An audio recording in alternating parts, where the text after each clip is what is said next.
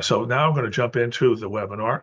Again, if you have a question, please put it in the chat and then we'll do the Q&A at the end. So technology is an investment uh, for all nonprofits. Everyone uses technology today. And a lot of them say, well, it's overhead. And it really isn't. It's an essential part of business planning and budgeting. And organizational leadership has to be involved. This is not something you can just hand off to the IT guy or somebody who comes in under a contract. You really do need, as a nonprofit, to think about how you're going to leverage technology, because almost all organizations today find that digital technology is an essential part of their business. And if a nonprofit hopes to affect change, it must start with itself by investing in continuous professional development for employees and volunteers. And this means training your people in how to use the AI tools that you've acquired for them to use. The internet is a powerful and necessary tool, but it comes with risks, and we will talk about that today. In terms of how IT is managed by a nonprofit, the function is only rarely or occasionally dealt with a key asset by around 4 out of 10 of nonprofits. That's not a very high number. This is reflected in how planning for IT is or is not included in a nonprofit business plan. Among the list of best practices for nonprofits, including IT in the organization's business plan, is really a significant item. You have to make IT visible in your business plan and in your budget. And we'll talk about the budget and we'll talk about ROI in a little bit.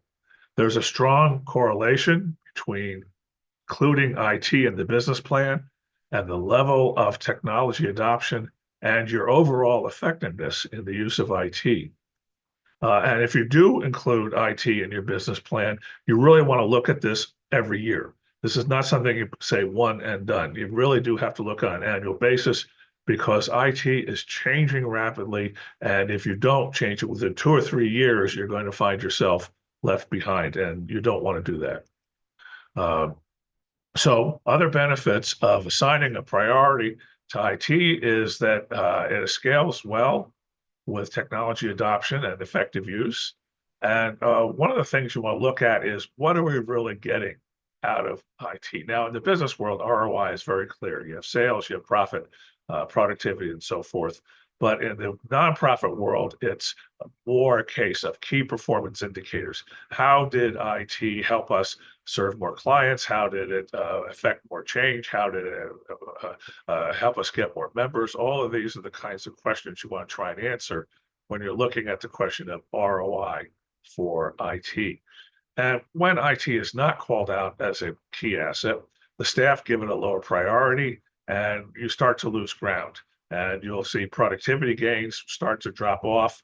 But these are gains that you could have had if you kept your eye on the ball. So basically, making IT an investment as a line item makes it visible to the leadership of the nonprofit and to your board, and allows for assessments of how to get the most bang for the buck with a nonprofit's limited resources. And I know if you're in the nonprofit world, you know all about that. Every dollar's got to be squeezed 6 ways against the middle in order to get the most out of it. That includes IT. So budget allocations for technology functions are surrogate measures for what staff do, how they spend time with IT, and it's also based on the size of the organization. Regardless of your size, management of IT hardware, software, and services has to be a budget priority for nonprofits. When the costs of hardware and software assets are not a line item in administrative cost structure, this can lead to make them hidden costs and therefore an uncontrolled cost. The only costs you control are the ones you see. If you lump it in with all your other admin costs, you can't see it and you don't know what it's doing for you, nor can you measure the results that's creating for you. So by making it visible, you now have the opportunity to measure the results, see what your investments in IT are doing for you. Key area is control of data for the nonprofit. You need to know who enters or updates data and who can read it and who can use it. Examples of data including budget, income, and spending information, client data or membership management. Another class really important for nonprofits is donor management and overall fundraising information, as well as grant applications, and especially the administration of restricted funds. Finally, information about board meetings and personnel information are also types of data that you would manage as a nonprofit. Now, the key objectives for you are to train your staff in the use of technologies they already have and to get value out of the installed hardware and software. Now, for a lot of nonprofits, basically, most technology responsibilities sometimes are assigned to in-house staff on a part-time basis. That may be okay. Uh, but you also need to have someone who fundamentally is thinking about IT. And For small nonprofit, this can mean a person who's doing other nonprofit work has to stop doing some of that work they were assigned in order to support the nonprofit's mission. So it's a difficult trade-off. And nonprofits say, well, I really don't have time to assign Joe or Jill this IT stuff. We're just going to have to, kind of wing it. That's not the right answer. This is an area where an outside contractor can be brought in and becomes a real option. And so instead of making your staff do the work, you go out and you buy the expertise and you use good contracting practices with a service agreement, which has performance measures in it. For instance, if you need technical support of it, your performance measure is if someone calls during a business day, they're going to respond within 4 hours or the next business day. So that's an example of performance metric. They're also going to help you get the best bang for the buck in terms of buying stuff, installing it, so forth. So if you're really small IT, say with budget under 2 million, contracting out probably a good choice for you. Now, priorities for IT investment should be given to control of to control the finances. In other words, your IT really you want to keep track of the numbers, your money. That's number one. You need a good accounting package, and if you have an account, either a staff account or accounting company that's providing your service, ask them what is the best finance package for your nonprofit and for the size of your nonprofit. So get some advice from a CPA. And if you don't have one, I strongly recommend that you do go out and arrange for that kind of advice because that will save you a lot of trouble. If all your numbers are wrapped up in a bunch of ad hoc spreadsheets, you're going to make a lot of work for your accountant, and he will or she will bill you for that time. And the money is better spent on a good finance package that your accountant is also using because it means that electronically your data is data that he or she can see and it's going to speed things up and it's going to be more cost effective for you. So really give that some strong thought.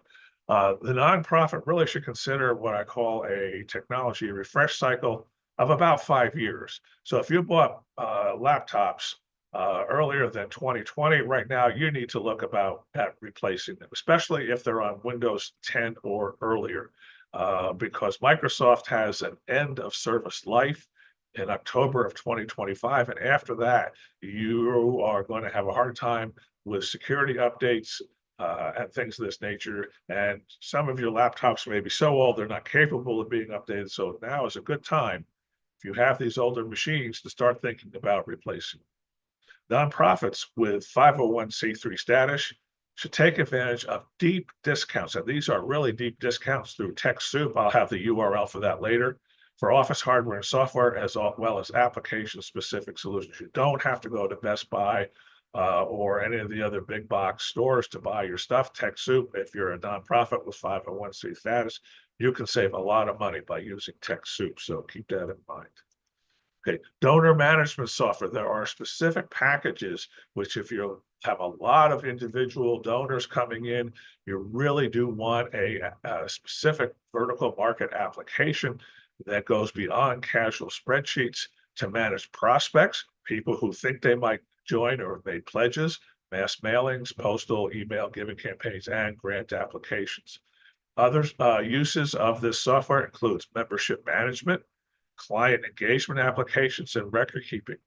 You cannot trust these functions to casual spreadsheets. It will get you into trouble because the spreadsheets can be corrupted, they can be lost. With one click of the finger, you can wind up losing data. You really need this stuff in a software package that's designed to do the kind of job that you needed to do for donor management. Depending on what the nonprofit does, there may be other vertical applications that serve its mission. Examples include churches, education, enrollment class schedules, health, patient records, and you can use these applications in the cloud where necessary. Why do you want to do that? And the answer is business continuity. If you are putting all of your data in the cloud, like for instance with OneDrive or with Google, if your office has a flood, a fire, a break-in, whatever, and the computers are not available, you haven't lost your data. All your information is still there because you have to ask your question. If you don't have the data in the cloud and your computers are lost, how many days can you be out of business before you are just out of business altogether? And that's really a critical risk issue that you have to address. And putting your data in the cloud will help resolve that risk. In a world of opportunities, you want to have policies and procedures about who, how, where, and when nonprofits post information about it online and social media. And this is a job for senior management. They have to set a social media policy for all employees that if they're going to post anything, identifying themselves as an employee or a volunteer organization, there are specific rules about what they can say and what they can't say in terms of using approved content. They want to say something on their own, through their own user ID, that's their business. But you really do have to have a policy, and you have to have an editorial calendar about getting stuff out there. You have to decide what social media platforms are good for you. Some are better than others for what it is you do. Facebook, Instagram, some of the others, Snapchat, LinkedIn, and so forth. You have to decide which one is best for the kind of social media message that you want to put out there. That required, and you can bring in a consultant if you want. There are plenty of people out there who can help you. So don't be shy about doing that if you feel it's a little bit over your head.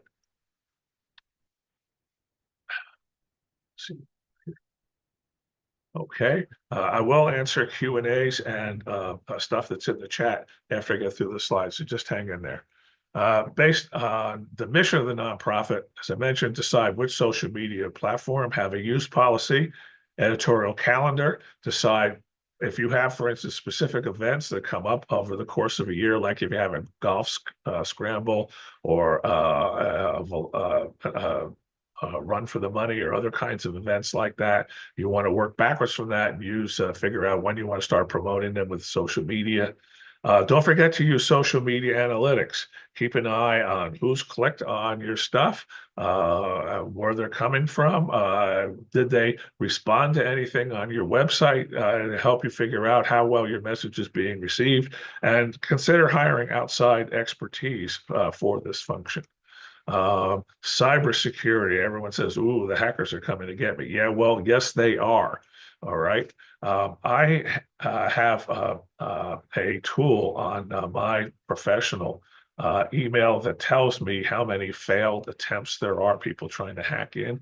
It's a dozen a day or more of people just trolling for weak passwords. And it's not because they know whether I have anything important or not. They're just looking for email addresses that can be exploited because they have weak passwords. They're not guarded carefully. And so they just keep going one after another. So yes, the bad guys are out there and they are coming for your data. They're coming for your money. They're coming for your domain. You name it, they're coming for it. Yes, it is a threat. And yes, you should be worried. If you do not have a formal cybersecurity plan, you need to get one. And if you don't have the expertise to do it, you need to hire somebody to do it for you, and you need to update it on a regular basis. You need to have a policy for your employees and volunteers as needed to use the measures. Everyone must have a strong password. People should not go to sketchy sites like gambling, pornography, stuff that's discriminatory and so forth. I mean, you know the drill, but don't go to these places because that's where these malware people lurk, and they will take advantage of you. So people are using your domain name like nonprofit.org, whatever you might be. They're on the internet. They have to be very careful about where they go and what they do. You should consider using a virtual private network, VPN. You can look, and your cybersecurity consultant can help you set that up. That will make you anonymous when you go out there, so they don't know that who you are. And if you go out someplace and they decide, well, this looks like interesting, look, this nonprofit does. They deal with sexual violence against women. I'd like to get in there and see what they're doing. If you come out with a VPN, they don't know that that's sexual violence against women that's looking at them, and you're protected that way. So just keep that in mind. There's a lot of sensitive areas that nonprofits are in, like patient information and so forth. And cybersecurity will protect that patient information if you have a good cybersecurity plan and you're executing it. You do not want your data put at risk. So do not allow your volunteers, especially if they're working at home, to commingle the organization's data with on their personal computer. There's a couple of ways you can do it. You can give them an account that takes them into a cloud application, which only involves the use of the nonprofit's data. If you have the money, you can loan them a laptop to take home that is configured to use the company's, the organization's applications, and they're not using their personal computer. You simply do not want your organization's volunteers to be using your organization's applications or data with their personal devices. And that includes cell phones. Taking calls is fine, but if they're transmitting data or other kinds of things, you need to think about, especially if you have a number of people in the field meeting with clients, getting a contract with a cell phone provider and having them have a cell phone that you control, that you have security on it, and that they know it's just for business calls and that they use their personal cell phone for their calls. This sounds like it's a lot of money, it's a lot of work. Trust me, it is an investment in business continuity, because once your cybersecurity is breached, it can mean major disruption for your organization, and also can put your organization out of business. So do not discount this risk. Take a good look at these opportunities to be secure. Let me just get down here to the next slide. Here we go. Governance. Your accountant can give you a recommendation for financial software. It's especially important because you do have to prepare tax statements and other financial documents needed for grant applications and audits. So if you're using accounting software that your accountant is using, it's real easy for them to assemble the data to respond to the information that you're for a grant application, for tax forms, and for other things. Use an attorney for regulatory filings. The Cleveland Bar Association has a pro bono service for nonprofits, which means you can get legal advice at reduced rates or for free, depending on what it is you're asking for. Lastly, of course, you need to keep records of board meetings and personnel files. Should be treated as confidential business information, should be locked up at the end of the day, so that they're not available to people coming in and making their fingers do the walking through sensitive information. All right, business continuity. I've talked about this. You want to stay in business, you've got to have your business secure. And I've covered a lot of this stuff, but I just want to emphasize it again. You need to think through the contingencies of what will happen if a fire breaks out, and you need to have the cloud-based organizations. You need to have an inventory of your computer hardware and software and cloud services and contractor, and it covers phones, local networks, internet, and so forth. So if you have a major disruption like a fire or a flood or something else happens to the building you're in and you can't get in there, you can recover. Obviously, you would have insurance for this kind of stuff, and you would recover because you know where everything is. If you don't have this list and you have to recover, you're guessing, and the insurance company doesn't pay off on guesses. They will pay off on an inventory list. So make sure that you have it. All right, these are some links here for you on TechSoup. This is the place where you can get lots of discounts. It's www.techsoup.org. And by the way, everyone who's on the call today, will get a copy of the slides and a link to the recording. Give us a few days to put this up on our website, and we will email the slides to you probably in a few days or possibly early next week. We have a contractor who does this and that goes into the queue, but you will get it. Google for Nonprofit also has free software, a free workspace. The Google Workspace for nonprofits is free, and it includes a word processor, a spreadsheet, and a presentation manager like PowerPoint, and it all lives in the cloud. I was talking about that earlier.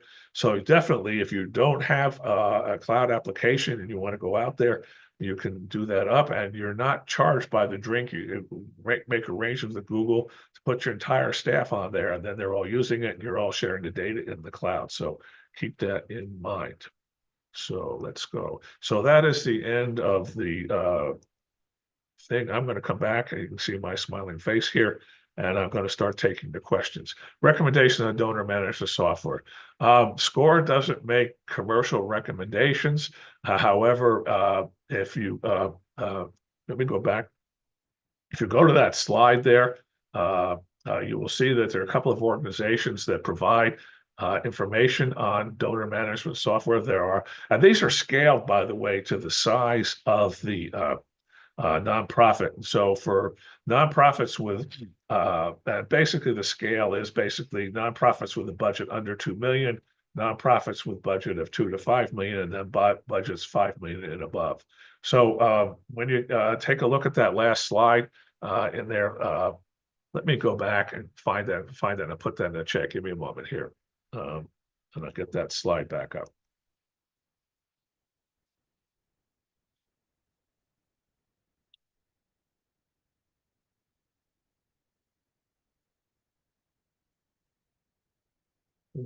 Let me start sharing again. I'm going to put that slide back up and I'll talk from that slide.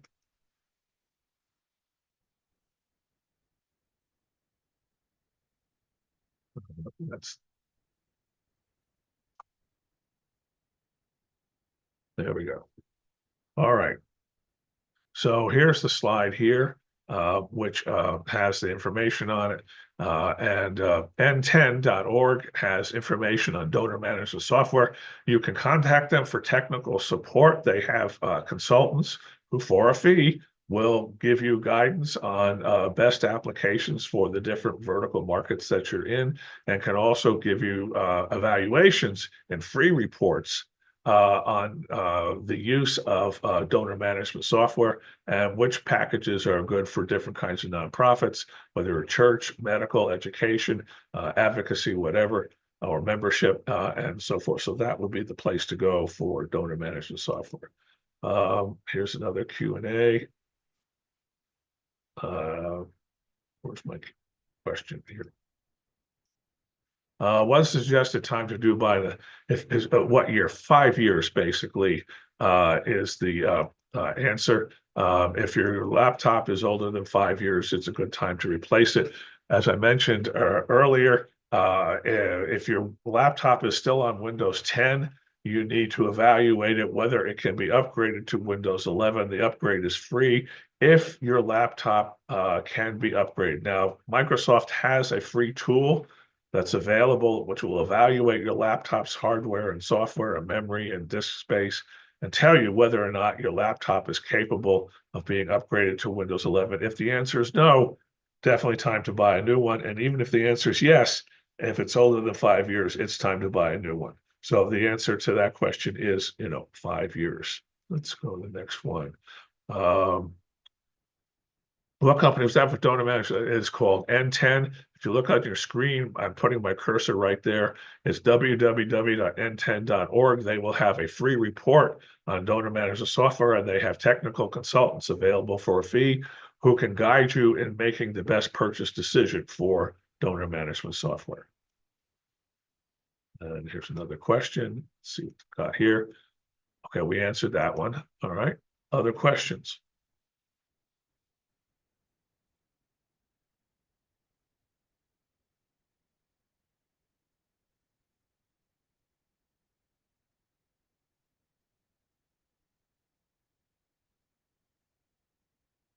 Well, don't be shy. If you have questions, I know I've put a lot out there and went through a lot of it, but if you do have questions, now's a good time.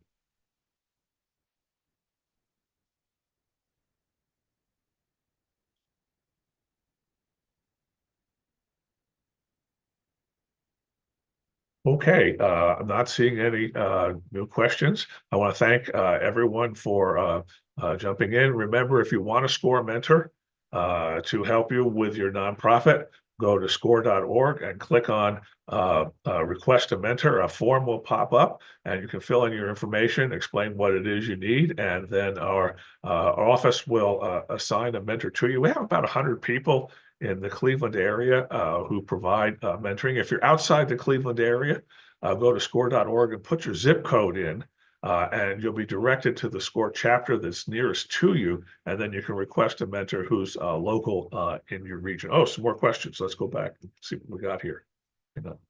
Well, thank you. I'm glad it was helpful. Was there anything else? No, there's not.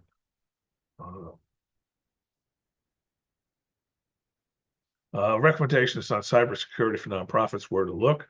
Um, you're going to have to go out on the internet and just say cybersecurity consultant, nonprofits Cleveland, and ask for and see what's out there. I do not have any recommendations. Unfortunately, SCORE, for ethical reasons, is not permitted to make commercial recommendations for specific companies. And so all I can tell you is let your fingers do the walking through the yellow pages virtually. And when you call them, say, look, I'm a small nonprofit. I'm looking for a cybersecurity consultant. If they say no, we only do big guys, hang up and keep dialing. And you'll find one eventually. Any free tutorials on cybersecurity? Yes, there are. Um, and let me just get something while I get something for you. Hang on a second. I'm going to minimize this for a minute.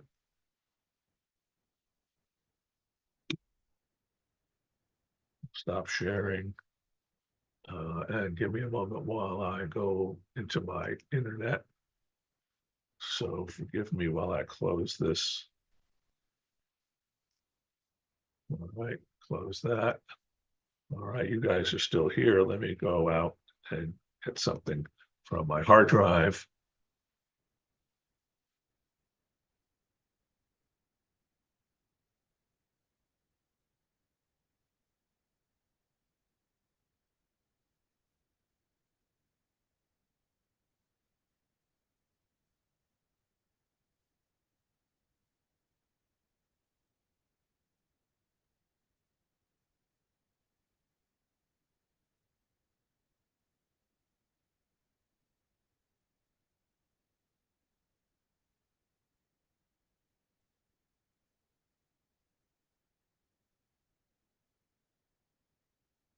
Okay, I'm going to put this in the chat.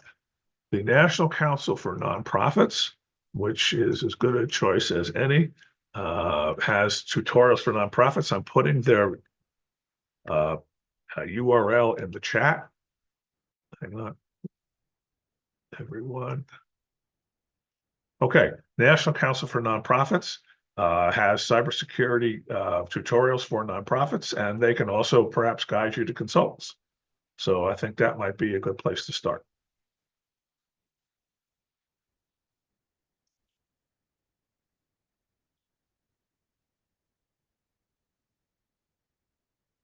Any other questions?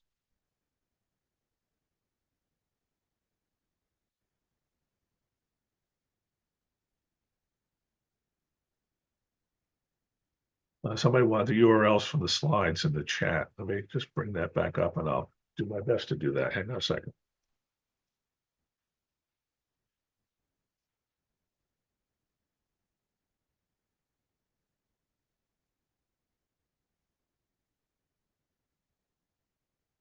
Well, I'm going to do these one at a time. So bear with me.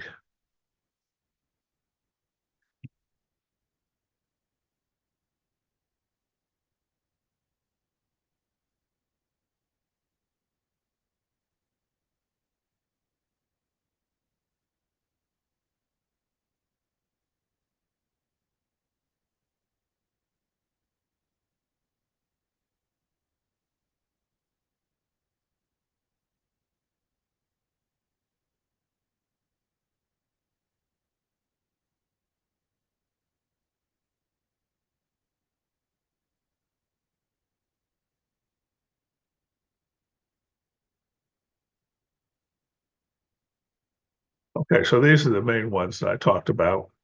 Uh, and you will get a copy of the slides, and you will get a recording.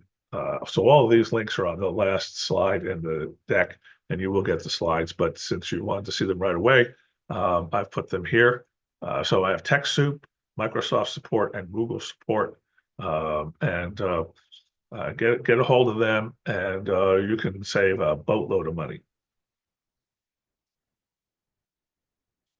Any other questions?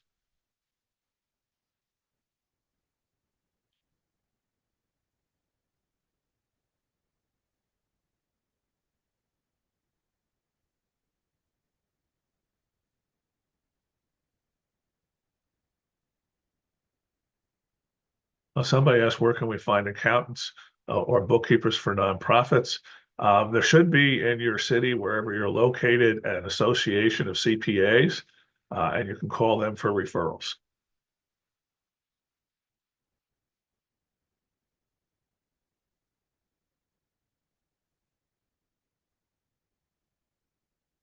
Okay, I'm not seeing any. Oh, there's one new message. Hang on a second. Let's see.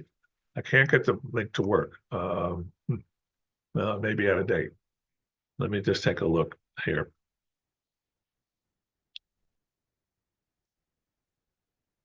Let's see what we can do. Just a minute. Let me just take a look.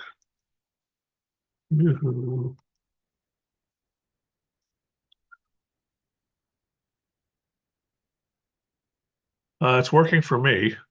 Uh, let's give that a try again. Um, basically, I'm going to share the screen. Hang on a second. You can see it. Give me a moment.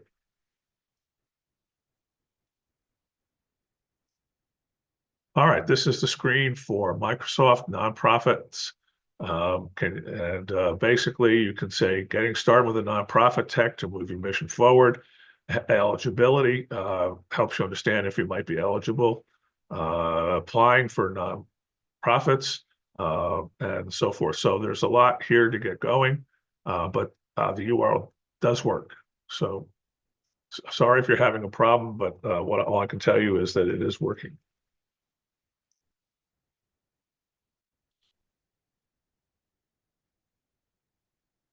Well, okay, you can't get it out of chat.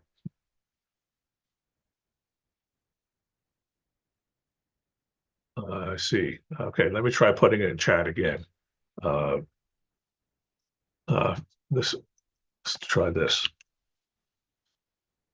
All right. Okay, try this one. See if that works. All right, bravo. Thank you for telling me about your issue, and I'm glad I was able to resolve it.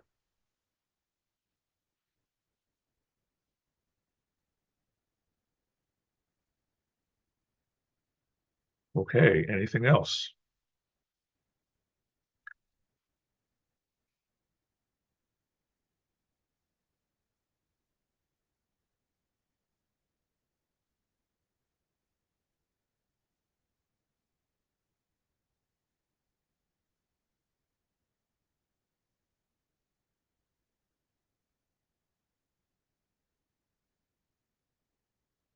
All right, folks. It was a pleasure having all of you today. Hope you have wish you well with your work with nonprofits. And don't forget, if you need a SCORE mentor, just go to score.org and click